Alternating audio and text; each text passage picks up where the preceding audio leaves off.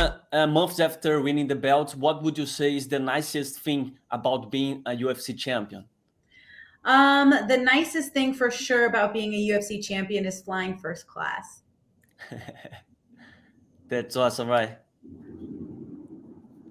And what would you say is the hardest part of being UFC champion? The hardest part of being a UFC champion is to meet the media obligations that I'm trying to meet my training obligations. So of course the training obligations come first, but then of course there's the media obligations where it's like, they want you to fly out to LA on 24 hours notice, but you got a sparring session that, is the next day at 7:00 at night, and then everything has to get moved around, So juggling the media obligations with the training obligations is definitely the hardest part. And Julianna, how would you describe the experience of being a tough coach against Nunes? The experience of being a tough coach against Amanda Nunes was awesome. I have always wanted to be an Ultimate Fighter coach and kind of give back. They say that, once you become like a black belt, it's your job to give back to the community and to give back to, the thing that gave you so much life. The Ultimate Fighter, it raised me in a sense, and it gave me so much life and possibilities and familiarity with the UFC and everything like that. So now that I won the show, it was my obligation to give back and to start coaching the next generation that's up and coming and to find these stars.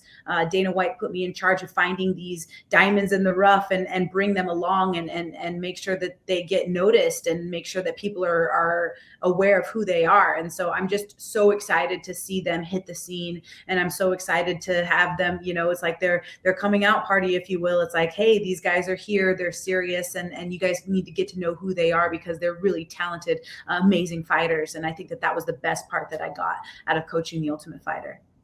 Was that challenging for you to play this role of being a coach? Because, a lot of fighters like to play this role, teach a lot of fighters the things that they learned during their careers and their journeys. How was that for you? Was that challenging or was natural because you just love it? It was a little bit natural, but it was also challenging. It was natural in the sense that, I know how to fight and I know the kind of things that I had to go through while I was on the Ultimate Fighter and the challenges and the obstacles that I faced.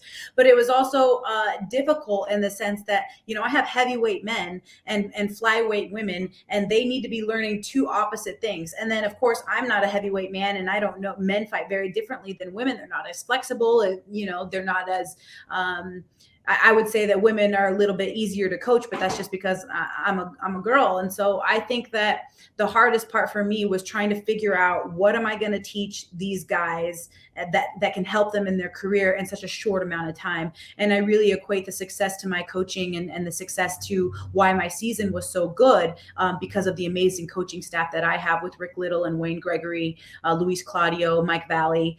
The team that I had brought behind me, I think was A+. It was definitely the A team. And they really helped me pick up the slack where I needed help. And Julianna, for a lot of fighters and of course for the promotion, the Ultimate Fighter is also an opportunity to promote some fight as your fight against Amanda Nunes. Do you feel satisfied after everything that you had experienced in the TUF? Do you feel that it was a nice opportunity to show the people how you are, like being a coach, your relation with your team, your rivalry with Amanda Nunes? Do you feel satisfied thinking on this aspect, because TUF is also to promote your fight against her? Yeah, there was some things that I think that were supposed to get out that didn't get out.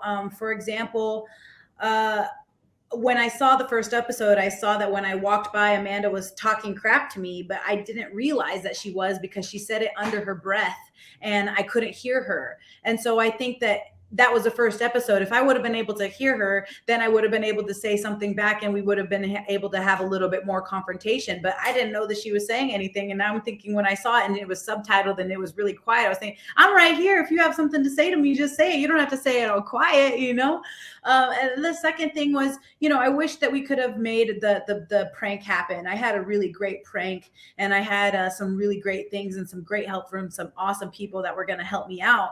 And then it got the kibosh put on it, and they denied my prank. And so I think that those things were, you know, a little bit disappointing. It could have made the season better. But with that being said, I definitely think that I was absolutely my authentic self, and I am satisfied with the way that the show came out.